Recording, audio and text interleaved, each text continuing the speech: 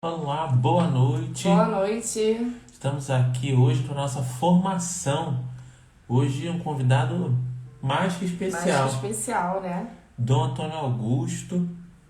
Ele que vou chamar de celebrante para ficar mais fácil. Vou usar É como que ele chama? Não é celebrante, é é, participante, não, é testemunha. testemunha. Testemunha. É, Esqueci agora. Até o mas Thiago falou no nosso. Que, enfim, assistiu, né? mas foi ele, Foi né? ele, né? Foi Se não ele. fosse ele. E hoje ele vai falar sobre São José Maria Maria Escrivá, Escrivá. esse santo que tem intercedido muito por todos nós. Muitas graças alcançadas com a novena da família, né? E a gente sentiu a necessidade, depois que a Crucita falou um pouquinho, né? Fizemos a novena. A Fizemos a novena foi Dom novena. Antônio que nos indicou. Exato. Depois a Crucita falou para nós, né? Aí tivemos aquela experiência com o Dudu também, né? Também. Terça com ele meditado com várias questões sobre São José Maria, né? E então ele hoje vai vir falar um pouquinho. Até Eduardo comentava na live do Texto da Misericórdia que nunca viu o Dom Antônio falar sobre São José Maria. Então acho que vai ser bastante especial, né? Com certeza. A gente agora está aguardando ele entrar e espera muito de hoje. Acho que hoje São José vai continuar fazendo o trabalho que ele tem feito, do jeito dele, a maneira dele, Sim, lá sim. do céu por todos nós. É um santo discreto, né? No cotidiano, né? Mas que faz maravilhas e obras assim realmente muito especiais. Ô Fernanda, a gente adorou a sua mensagem, ficamos muito tocados e o resultado está nas mãos de Deus. A gente gostou muito que você disse que teve muita paz, né, e calma ao longo da prova, e é isso que a gente vinha pedindo. Então, agora o resultado vai ser feita com certeza à vontade de Deus. A Fernanda agradece, ó, 2 filhos empregados por essa novena. Para essa novena, né? A gente sempre fala, né, que a oportunidade que me trouxe aqui para São Paulo também foi fruto de uma novena feita a São José Maria Escrivá. Então a gente... E no dia seguinte, né? A gente terminou a novena no dia seguinte, a Laura, na verdade, recebeu 2 propostas, né? Então, assim, a gente não tem dúvida que foi a intercessão dele. A gente veio para cá, veio para uma paróquia onde o padre Wander do Opus Dei, né? Então, O Padre Wander disse que São José tá cercando a gente. A Arlene está falando, é uma novena maravilhosa. Melhor, né? E é mesmo. É mesmo. Ele tá entrando, gente. Ele está entrando, já mandou uma mensagem aqui. Ritinha. Oi, tia, boa noite.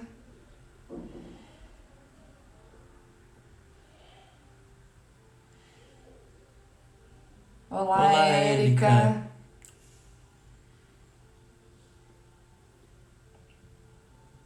E continuamos, é um mês vocacional, né? Eu acho que tem tudo a ver, né? Vai fechar com chave de ouro esse mês vocacional. A gente tem amanhã o seminarista Luiz Alberto. Segunda e terça, 2 surpresas muito especiais para fechar esse mês de agosto, que foi mais especial ainda. Verdade. Eu tô... E não. Não, ainda tem mais. Ih, tem mais, Tem pera. mais. Tem mais coisa. Peraí que eu me antecipei uma semana no calendário. O mês só fecha daqui a 2 semanas. Essa semana ainda tem muitas coisas especiais. E na outra semana, na terça-feira, a gente fecha com chave de ouro. Esse mês de agosto vai ser realmente uma maravilha.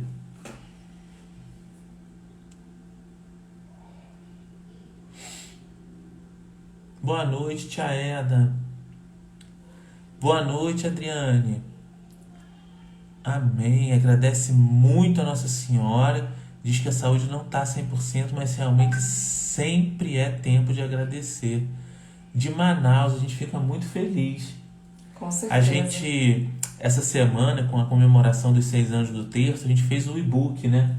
E todas as pessoas que postaram a foto do terço, a gente devolveu com o e-book. E o site que a gente mandou, ele não diz quem viu, mas ele dá a localização. Não diz também o estado, mas a gente viu que o Antônio entrou. Pessoas do Brasil, da Espanha e dos Estados Unidos. Então a gente fica muito feliz Porque. Vem aqui. Pronto, pronto. A internet nos ajuda a chegar a lugares que a gente jamais Jamais imaginou. imaginaria. E com o e-book a gente viu isso, né? Espanha, Canadá, né? Estados Unidos. Olá, Oh, doutor, sua Dom! Olá, boa bênção. noite, boa noite, bom dia, boa madrugada. Muito obrigada mais uma vez por estar aqui com a Bem, gente. tudo bem? Tudo Tudo bem, bem? graças a Deus. Muito frio por aqui. Aqui também. Aqui tem sido, desde ontem à noite, além da ventania, a chuva, a sensação térmica muito baixa. Muita. Mas já disse que amanhã vai fazer sol, esperemos. É, Deus, aqui eu acho que ainda não, né? Eu vi um céu azul, fui na varanda, eu vi um céuzinho azul, me deu a esperança de um sol. Quem é, sabe? Quem sabe, quem né? sabe. Deus abençoe a todos que estão entrando, né, nesse horário, que estão pedindo a bênção. Amém. Deus Amém. abençoe a todos. Vamos começar então, Dom? Sim, vamos. Quer fazer uma Começamos com... oração antes de começar? Vamos lá.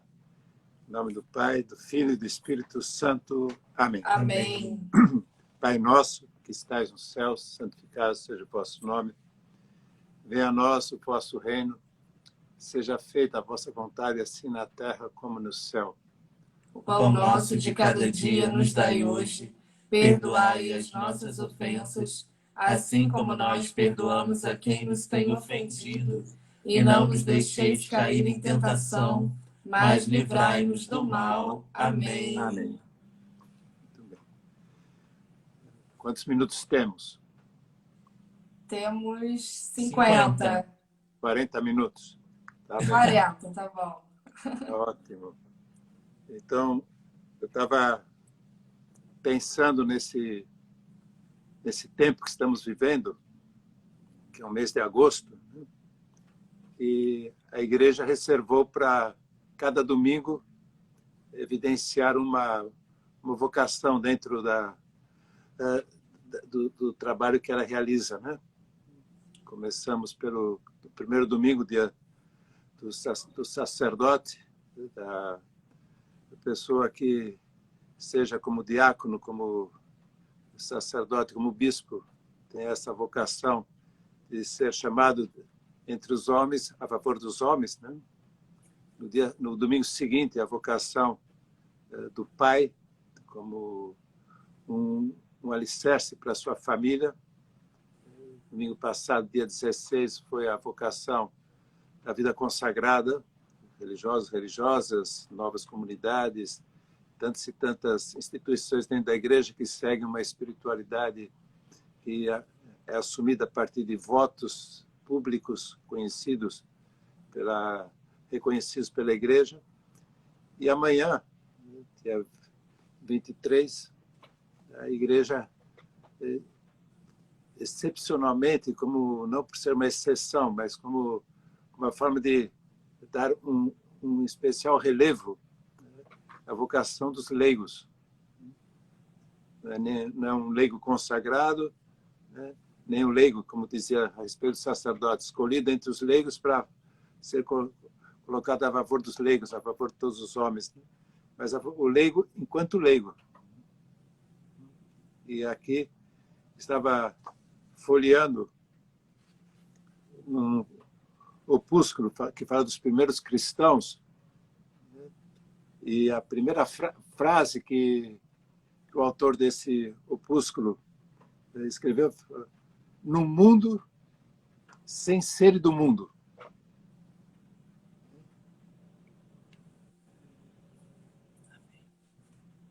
A marca do cristianismo na sociedade terrena é a presença do leigo no mundo.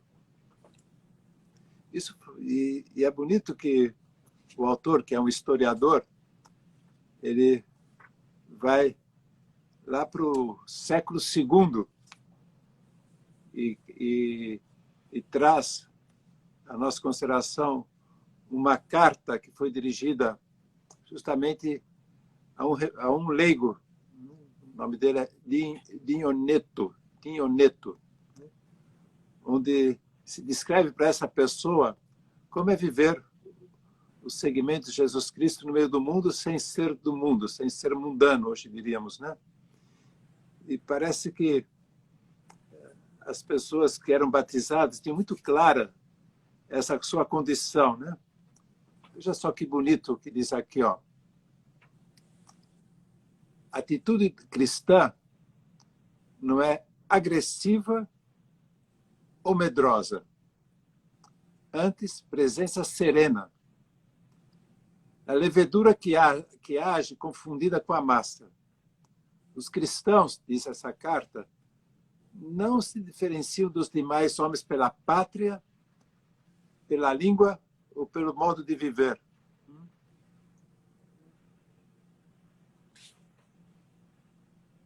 Já enchemos o mundo. Ele é nosso.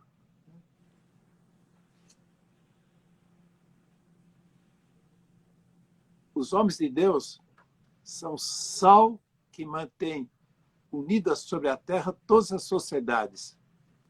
E as sociedades não se desagregarão enquanto o sal não perder o seu valor. Isso é do século II.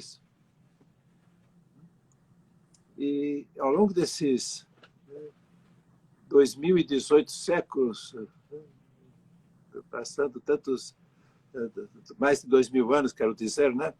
Mais de 2000 anos, nós vemos uma renovação desse sentido do leigo, ser do mundo sem ser mundano, ser o sal que não perde seu valor, não se distinguir das demais pessoas, nenhuma característica, através de uma especial intervenção de Deus no século XX na história da igreja através de uma pessoa que eu conheço bem e que quero falar dela hoje, né? São José Maria, fundador do Opus Dei, e quando foi canonizado, João Paulo II, que tanto o beatificou quanto o canonizou, ele fez assim um aposto, né? São José Maria, vírgula, o santo do cotidiano, o santo do dia a dia. E é interessante que Deus tenha escolhido um sacerdote que, com a sua formação sacerdotal, com os seus conhecimentos teológicos, com a sua profunda ciência canônica, que ele era canonista, além de ser advogado civil, tinha uma cabeça totalmente de leigo. E ele fazia assim com uma bastante frequência, ele fazia harmonia entre ter alma sacerdotal e mentalidade laical. Alma sacerdotal que todos os batizados têm. Todas as pessoas batizadas, independente de serem homem, mulher, né, ou um intelectual ou uma pessoa mais simples, pelo batismo, nós somos configurados com Jesus Cristo. Jesus Cristo é o sumo e eterno sacerdote.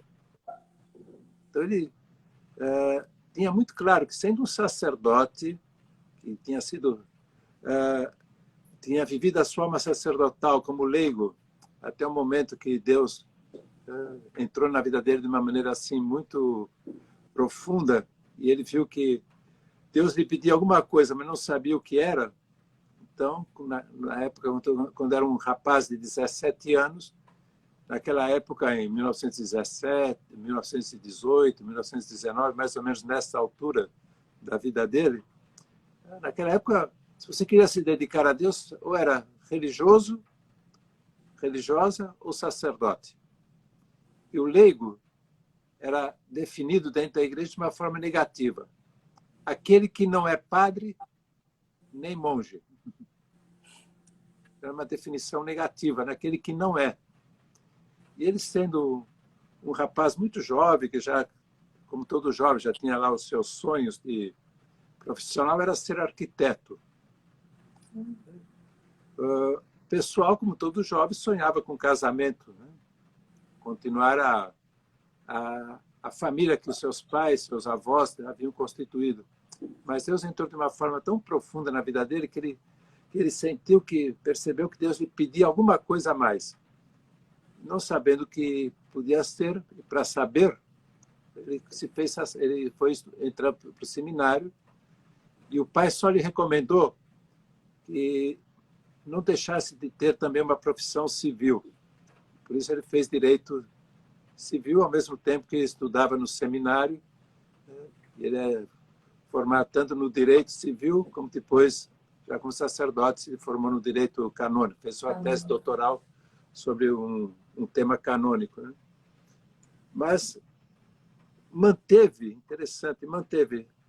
como sacerdote, tendo recebido o sacramento da ordem, se configurando com Jesus Cristo de uma maneira mais especial, ele manteve muito a cabeça de leigo. Por isso ele dizia que era preciso manter a alma de sacerdote, participar da missão de Cristo de unir o céu e a terra, de realizar a missão de Cristo de pedir perdão pelos pecados alheios e oferecer a Deus no altar do coração toda a própria vida, né? Isso é próprio do sacerdote batismal. Mas mantendo essa alma sacerdotal e também conservando a sua mentalidade laical, a sua mentalidade de uma pessoa que sonhava com uma profissão, sonhava com um casamento, via que a sua vida tinha que ser não retirada do mundo, mas no meio do mundo, sem ser mundano, Deus o escolheu para, como sacerdote, fundar uma instituição dentro da igreja, que é o Opus Dei, a qual eu pertenço, como muitas pessoas sabem.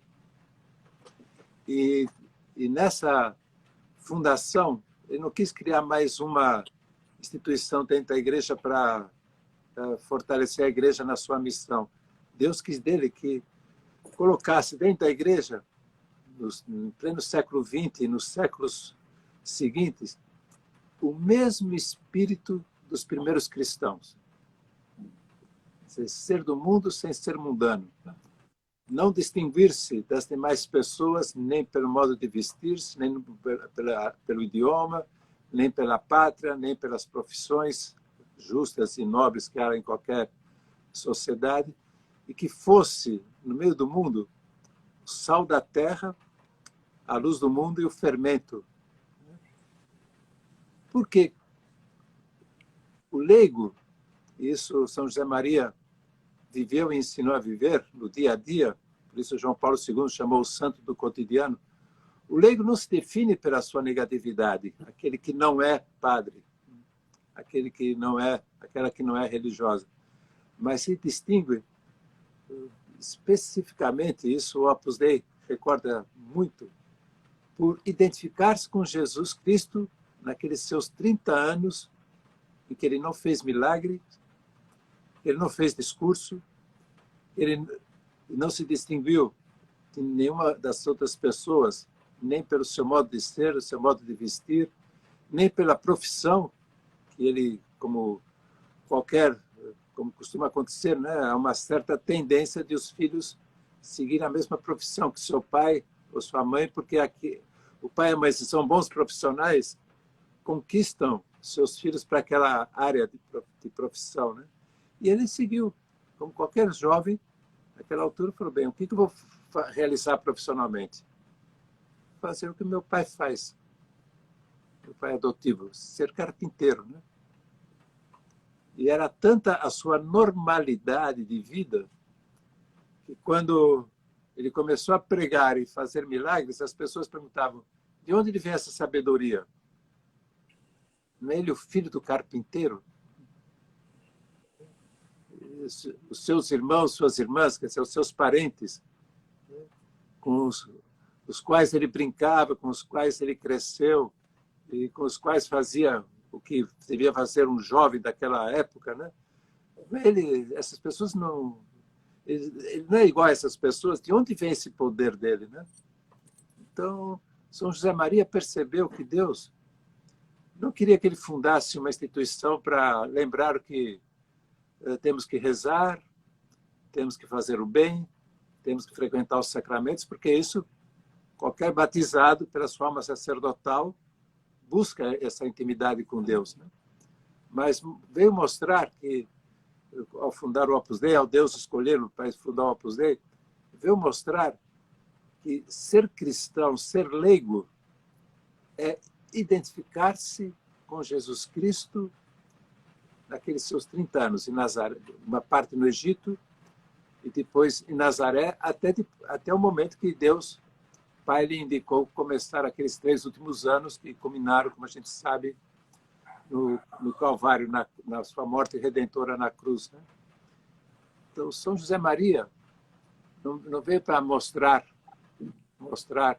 que temos que ir à missa, embora ele dissesse que a missa é a fonte, a raiz de toda a vida do cristão, e temos que confessar com frequência, como manda a igreja, embora ele exortava muito a isso, mas Deus quis que ele que fundasse uma instituição que, de uma forma institucional, de uma forma organizada, né, ajudasse a maioria dos cristãos que são leigos a viverem a sua vida cristã no meio do mundo, nas suas tarefas cotidianas, né, nas suas realidades que não distingue de nenhuma outra pessoa.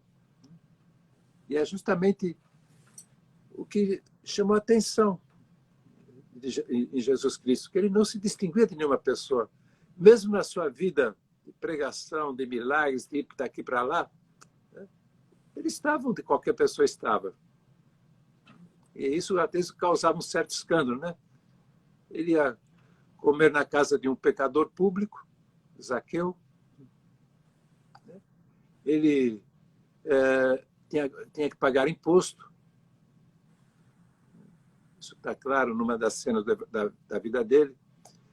Ele participava, né, da admiração pela natureza, e muitas das suas parábolas, as suas figuras que usava para falar do seu pai, ele extraiu não de uma sinagoga, nem de um exemplo de pessoas vividas dentro de um templo. Tirou das aves do céu, das flores do campo. Os seus maiores milagres foram feitos não na sinagoga. Raras vezes ele fez milagre em sinagoga. Aquela pessoa que tinha a mão seca. Mas seus milagres foram feitos no meio da natureza, andando sobre as águas do mar, lançando a rede, multiplicando pães, mantendo o ambiente ecológico limpo, mandando recolher 12 cestos depois que as pessoas se alimentaram. Fez seus discursos mais eloquentes numa montanha, o Sermão da Montanha. Se transfigurou, não no templo de Jerusalém, mas no monte, o Tabor. E foi sepultado como qualquer outra pessoa, num sepulcro que estava cavado na rocha que iria ser para José de Arimateia, e José de Arimateia o sepultou lá pensando que ia ficar honrado na sua família, porque lá dentro daquele seu sepulcro ia permanecer o Filho de Deus, né, para sempre. Só ficou 3 dias, mas usou um sepulcro como qualquer outra pessoa, é sepultada, né, morre e vai para uma sepultura. Então chama muita atenção que não só os 30 anos da sua vida em Nazaré, e no Egito e em Nazaré, mas mesmo na sua vida de milagres, de pregações, né, de ser seguido por multidões, ele não perdeu a normalidade, a naturalidade da vida do dia a dia. Então, São José Maria, que eu conheci bem, né, primeiro por ler seus escritos, até quando ele veio aqui ao Brasil, eu só conhecia um escrito dele, aliás, 2. O primeiro livro que ele escreveu, O Caminho, e uns comentários que ele fez sobre os mistérios do terço, o livro Santo Rosário. Eu só o conhecia por isso. E algumas pessoas que tinham convivido com ele, e que moravam aí em São Paulo, quando o Opus Dei só estava aí em São Paulo, e falavam dele. E um ano antes do seu falecimento, que foi em 1975, ele veio ao Brasil e só ficou aí em São Paulo, porque era o único lugar que o Opus Dei trabalhava naquela ocasião. ficou aí 15 dias. 15 dias.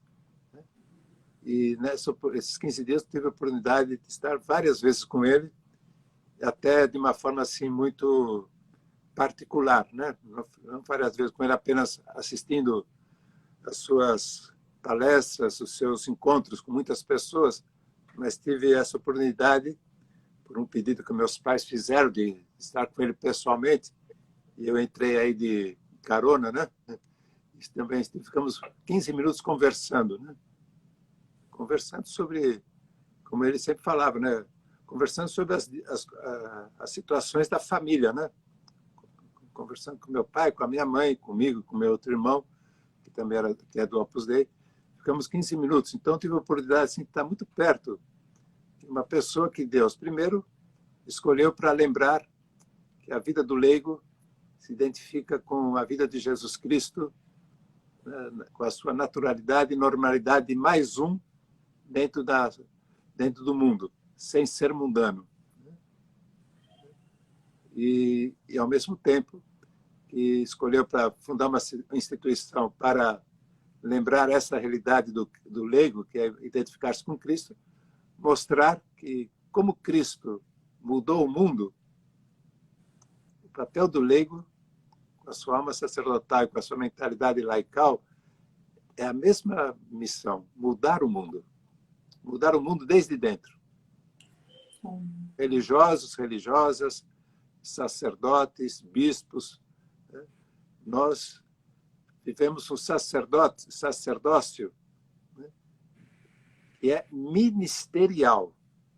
E a própria palavra ministério quer dizer que está a serviço de alguém. E qual é o sentido da vida do sacerdócio ministerial, daquele leigo que é chamado a receber um sacramento, que é o da ordem, que lhe configura com Cristo de uma maneira especial? É servir o sacerdócio batismal dos leigos. É promover os leigos. Não é ocupar o lugar dos leigos. Não é usar os leigos como uma espécie de longa-manos, né? Como se fosse assim o seu instrumento para ele realizar o seu sacerdócio ministerial, ou para substituí-lo naquilo que só cabe aos sacerdotes, né?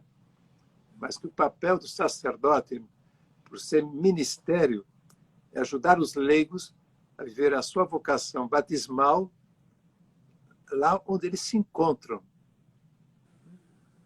não fora daquela realidade. Não é tirar o leigo e transplantá-lo para uma realidade clerical, própria dos clérigos,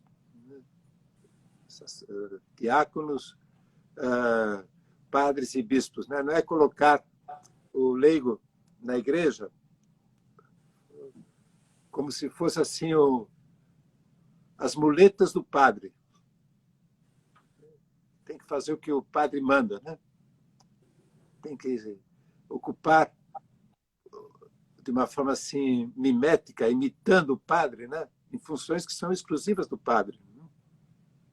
Claro que numa paróquia o padre precisa de pessoas que cooperam com ele, mas é uma cooperação, não é um transplante, não é ocupar-se dessas tarefas numa paróquia e desocupar-se da sua tarefa de leigo, que é estar no meio do mundo como o sal, o fermento e a luz, né? Então, quando no mundo de hoje a gente percebe às vezes assim uma certa distorção. Padres que querem fazer o que tem que fazer o leigo e leigo que quer fazer o que tem que fazer o padre. Sim. Então isso chama-se clericalismo. Quando o padre vai fazer o que cabe ao leigo, isso é o clericalismo mau. E quando o leigo, né, talvez até mesmo com uma formação demasiadamente clerical, quer fazer o que quer fazer o padre, isso também é um clericalismo mau, também é um clericalismo. Por isso São José Maria dizia, e às vezes surpreendia as pessoas com essa afirmação dele, e eu o ouvi falar, né? numa desses encontros que teve aí em São Paulo em 1974, eu vi ele dizer: eu sou anticlerical. Então, pode parecer uma coisa um pouco escandalosa, né? Um padre dizer que é contra padre, né? Mas ele diz: eu sou anticlerical no sentido do clericalismo mau, né? Sim. Quando o leigo quer substituir o padre quer fazer o que tem que fazer o leigo, né? Porque em alguns aspectos os leigos são muito mais preparados e muito mais eficazes, né, na sua formação profissional do que o padre. Vocês sabem que eu sou médico, né? Logicamente, conheço medicina, mas quando as pessoas vêm a mim me procurando como médico, eu envio para o médico, porque tem médicos muito melhores do que eu, né? Mas quando um médico quer dar conselhos que deve estar um sacerdote, eu tenho que dizer para ele que ele está saindo da sua missão. Assim como ele tem que falar para mim que eu estou saindo da minha missão se eu estou clinicando, se eu estou prescrevendo, né? Estou ocupando o lugar dele, né? Posso até Sim. saber, teoricamente, mais do que ele, né? Mas é ele que tem o conhecimento profissional muito melhor do que eu. E isso pode derivar, né? Quando um padre fala de política e fala de temas de economia, de política, de sociologia, de psicologia, né? Ele está, se não com uma mentalidade clerical, ele está muito próximo de cair nessa doença do clericalismo mau. Porque há políticos, há economistas que se formaram para isso, né? E tem padres que se formaram, né, para ser padres, né? Então, quando São José Maria falava que ele era anticlerical, o que ele queria dizer é que temos que dar aos leigos, proporcionar aos leigos uma formação que lhes lembre que o principal modo deles viverem como cristãos não é numa sacristia ou numa estrutura eclesiástica, né? Mas é ser igreja. Aí eu repito uma frase dele que era assim bem esculpida: ser igreja numa sala de cirurgia, num escritório de advocacia, num parlamento, numa loja de construção, conduzindo um táxi, varrendo a rua, pintando uma parede, fazendo um desenho de moda, sendo estilista de moda, sendo jogador de futebol, sendo qualquer profissão honesta, aí ele tem que ser igreja. Aí ele tem que levar a igreja. Aí ele tem que viver a sua identidade como católico. Então, essa foi sempre a pregação de São José Maria. E como às vezes comparavam o Opus Dei com uma congregação religiosa, e ele tinha um grande amor às congregações religiosas, e também seus sucessores, também todos os demais membros do Opus Dei têm grande amor à vocação religiosa, mas não é a vocação deles. Mas como as pessoas diziam, lá onde moram os membros do Opus Dei é um convento, né? Ele respondia: não, a cela, né? Porque num convento as pessoas moram num quarto que é chamado cela, né? Então, assim, a nossa cela é a rua. A nossa cela é a rua. E dentro daquela enumeração que eu citei, né, que é uma homilia que ele pronunciou na Universidade de Navarra, e que foi intitulada, ele mesmo intitulou assim: Amar o Mundo Apaixonadamente. E o leigo tem essa missão de amar o mundo apaixonadamente. E como fruto desse amor apaixonado pelo mundo, e São José Maria ensinou a muitas pessoas a ter esse amor, né? Aí, que, como uma manifestação desse amor, é levar o sal da doutrina cristã à luz do exemplo de Cristo e ser o fermento com os valores morais para tornar esse mundo tal como Deus, no seu projeto original, criou, e que o pecado cometido pelo homem desordenou, né? Então, São José Maria foi e continua sendo, né, através dos seus escritos e da sua vida pessoal, né, aquele homem que Deus escolheu para trazer como principal elemento efetivo da Igreja a função, a identidade e a missão do leigo no mundo. E graças a Deus, né, o Opus Dei acaba de fazer 92 anos, né, está rumo ao centenário, que vai ser em 2028, daqui 8 anos, né, rumo ao centenário. E, graças a Deus, muitas pessoas, não só que pertencem ao Opus Dei, mas que também se formaram sobre os ensinamentos do fundador do Opus Dei, e muitas dessas pessoas já estão com o processo de beatificação e canonização. Posso colocar assim, exemplos, né? Assim como nós temos aqui na nossa Arquidiocese do Rio de Janeiro o Guido, né? Que também é um jovem que é leigo, né? Estava fazendo seminário porque era o seu projeto, e Deus lhe permitiu que entrasse no seminário e chegasse até um certo ponto, né? Mas, podemos dizer, ele morreu como leigo. O seminarista não é nem diácono, nem padre, nem bispo, né? É um leigo. É um leigo. Mas, assim como Guido, existe um engenheiro, que foi o primeiro membro do Opus Dei, que entrou tem um processo de beatificação, um engenheiro. Espanhol, não? Argentino. Argentino? É o primeiro membro do Opus Dei, leigo, que entrou como leigo e viveu o celibato, era um argentino. Olha!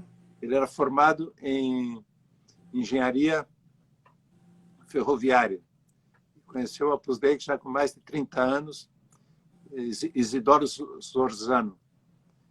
Foi um dos grandes pontos de apoio de São José Maria naqueles primeiros anos. Ele entrou para a obra em 1930 e morreu em 1941, né, de um câncer fulminante.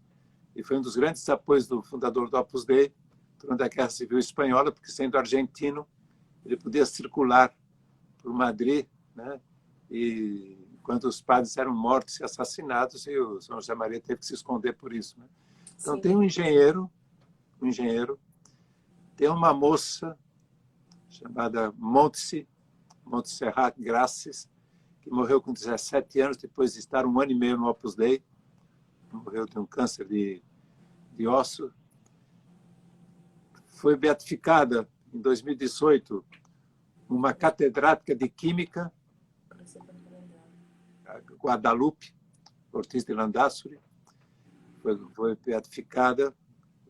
Era catedrática de Química. Não era freira, catedrática de Química.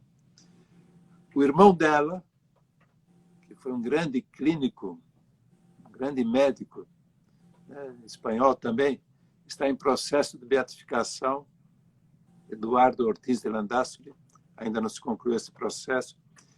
Existe uma estilista de moda. Olha, que legal! Encarnación Ortega, uma das primeiras mulheres do Opus Dei. Uma estilista de moda.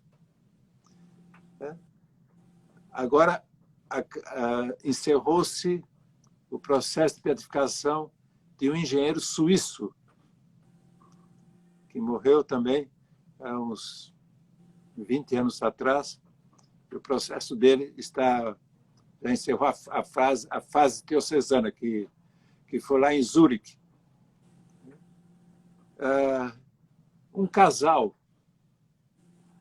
Tomás Alvira e a sua esposa, que ele era pedagogo, desenvolveu várias linhas de orientação pedagógica em vários colégios em Madrid, que inspirou a iniciativa de vários pais de família responsáveis por colégios para os seus filhos no mundo inteiro.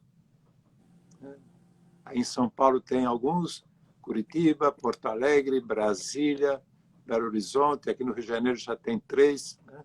Então, então, um pedagogo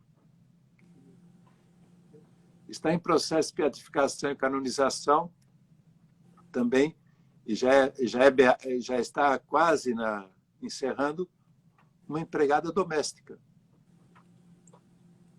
Que o seu corpo está enterrado. Como ela ficou muitos anos lá em Roma, na sede central do Opus Dei, o seu corpo está ao lado do corpo de São José Maria e do seu sucessor, o Beato Álvaro da Portillo, e do terceiro sucessor, que faleceu em 2016, Javier Echevarria. Então, quer dizer, uma empregada doméstica ao lado de um fundador, do Beato Álvaro de Portillo, que é um bispo. Então, se vê uma empregada doméstica, já está quase terminando o seu processo de beatificação. Por quê? Porque o leigo, quando vive a sua vocação no meio do mundo, ele se santifica lá. Claro que nós precisamos dos sacramentos, precisamos da formação que um sacerdote, por ter essa missão de servir, ele precisa estudar muito para poder formar os leigos, para serem 100% leigos, para serem do mundo sem ser mundanos. E que muitas vezes nós vemos, hoje em dia, como os católicos, estando no meio do mundo e não tendo a formação devida, eles começam a ser mundanos, né? Começam, ao invés de levar o fermento do cristianismo, são fermentados por linhas de pensamento, costumes que vão contra os valores que Cristo ensinou, vivendo. E vivendo 30 anos. E mesmo naqueles 3 últimos anos, que ele esteve cercado e seguido por multidões, ele não perdeu a normalidade da sua vida, né? Então essa nossa missão, como padres, também os religiosos, não é substituir os leigos, não é fazer o que os leigos devem fazer, mas é formá-los para que os leigos sejam melhores do que os padres. Isso também, qualquer professor tem esse sonho, né? De tornar seus alunos melhores do que ele. Um bom professor é aquele que faz com que os seus alunos o superem no conhecimento, né? Isso é uma realidade, né? Então, a razão de ser da vida de São José Maria foi justamente essa. E era uma pessoa humanamente brilhante. Se ele quisesse seguir uma carreira eclesiástica, ele seguiria. E não lhe faltaram oportunidades para isso, e não lhe faltaram convites e nem sequer pressões, né? Para que ele seguisse. Mas ele um dia, ele vendo que Deus lhe pedia para ele ser esse instrumento para lembrar que há uma espiritualidade cristã que, se for bem formada, torna os leigos realmente essa pessoa que muda o mundo. Então, um dia ele chegou a essa conclusão e deixou escrito isso, né? Deus me quer santo e guia de santos. E essa conclusão ele tirou porque havia uma grande pressão, a partir de certos bispos, né, na Espanha, de dar-lhe um cargo muito importante dentro da estrutura eclesiástica da igreja na Espanha. E ele resistiu muito e se negou muito, e talvez por isso que foi muito incompreendido e muito perseguido. Porque ele falou, não, Deus me quer santo e guia de santos. E guiar santos é levar os leigos a serem santos, né? Porque a forma de mudar o mundo é essa. Por isso, a vocação que a igreja lembra amanhã tem muito a ver com o espírito do Opus Dei. Porque o que depois o Concílio Vaticano II lembrou, e teve até documentos bem claros depois, ao longo desses anos após o Concílio Vaticano II, que já são quase 60 anos do término dele, né? Lembrou que o leigo tem um papel preponderante dentro da igreja, mas no seu lugar. Mas isso já se anunciava desde 1928. Já se anunciava, São José Maria foi o porta-voz de Deus para anunciar que onde quer que um leigo esteja, ele é igreja, ele faz igreja, sem ser clerical, sem ter modos próprios de um sacerdote, de um religioso. Por isso, como eu lia nessa carta do segundo século, o cristão não se distingue de outras pessoas nem pela sua língua, nem pelo seu modo de vestir, nem pelos lugares que ele frequentava, porque ele era um a mais. E isso desde 1928, São José Maria ensinava isso. Deus ensinava através de São José Maria, né? E quando ele começou a dizer, para vocês verem como os rótulos são volúveis, né? Quando ele começou a dizer que o casamento era um caminho de santificação, eu acusava ele de ser progressista. E quando depois o divórcio entrou no mundo e parecia que tinha que ter novas formas de matrimônio, ele continuava dizendo que o sacramento do matrimônio é um caminho de santificação, passaram a chamá-lo de conservador. Então, para ver como é que os rótulos são volúveis. Todos, né? Então, em 1928, ele era um herege. E o acusaram de herege porque ele anunciava que um homem e uma mulher casados devem ser santos no seu lar. E se vão à igreja, porque precisam do alimento da Eucaristia, da cura da confissão, da formação que um sacerdote deve dar para que sejam leigos e não uma espécie de secretários do padre, né? E as pessoas, naquela altura, acusavam de heresia, dizer que um leigo podia ser santo no meio do mundo. E hoje, quando se fala que um leigo tem que ser santo no meio do mundo e tem que viver os valores cristãos e defender a vida e ser honesto nos negócios, disse que é uma posição muito conservadora, muito fundamentalista, né? Vocês veem que não podemos nos impressionar com rótulos de conservador, progressista, reacionário, antiquado, fanático, né? E ele tinha uma mentalidade tão laical, que quando criticam que numa igreja se procura cuidar da dignidade do culto, se procura ter limpeza, procura ter os vasos sagrados dignos né? E dizem que a igreja é luxuosa, né? Ele respondia de uma maneira muito laical, dizendo que no dia que um namorado desse um bloco de concreto para sua namorada, ele iria construir um sacrário menos digno. Uma resposta bem laical, né? Porque pelo menos o namorado tem que dar uma flor, né? Não dar um paralelepípedo para sua namorada, né? Então, é claro, né? Claro. Então, é uma questão, um exemplo muito laical, né? Então, para vocês verem que foi um tema que bem oportuno, porque amanhã a igreja lembra que o leigo não é aquele que não é padre, é aquele que tem, desde o dia do seu batismo, uma alma sacerdotal, tem que se identificar com Cristo, mas não com uma mentalidade de um padre, de um religioso, de um bispo, né? Que deve viver a sua vocação do modo específico que Deus lhes conferiu, né? Mas o leigo tem que ser aquele que é igreja ali no meio da rua.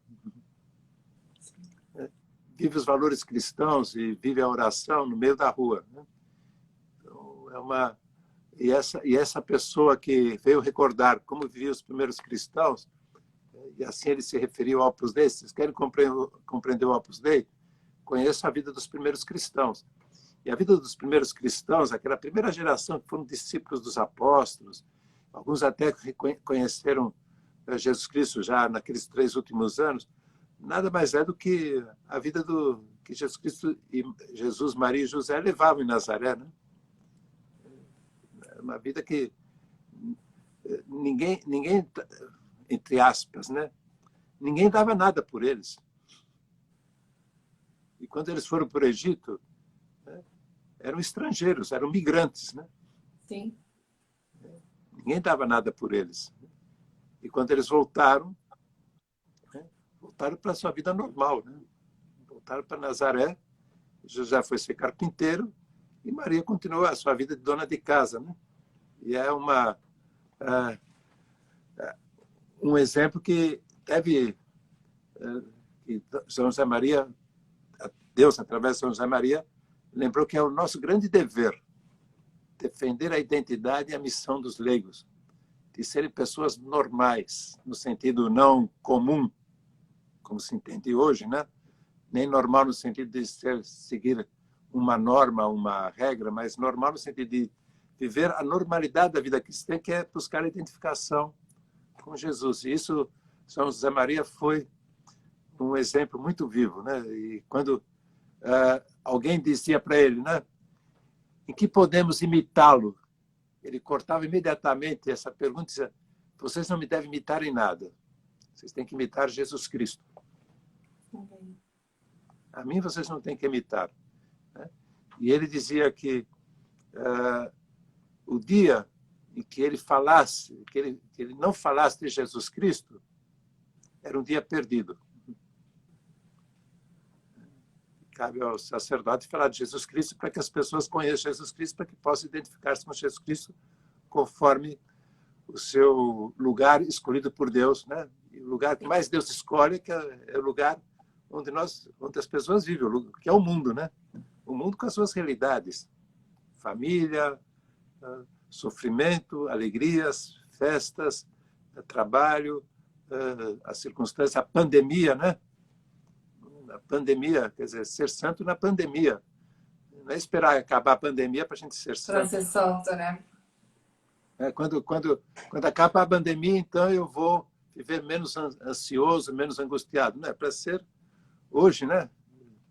Ser santo hoje, mesmo que a gente fique ansioso com quando é que vai vir a vacina. Mas quando vier a vacina, a gente vai se santificar tomando a vacina. Mas enquanto não vem, a gente tem que santificar e viver a nossa identidade, a nossa missão nessa situação. Não vamos esperar.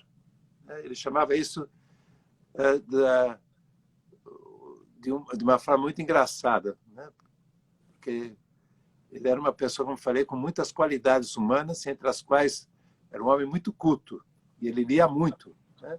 Além da teologia, do direito canônico, como das matérias propriamente que um padre tem que saber, né? Ele lia muito literatura, era um homem muito culto.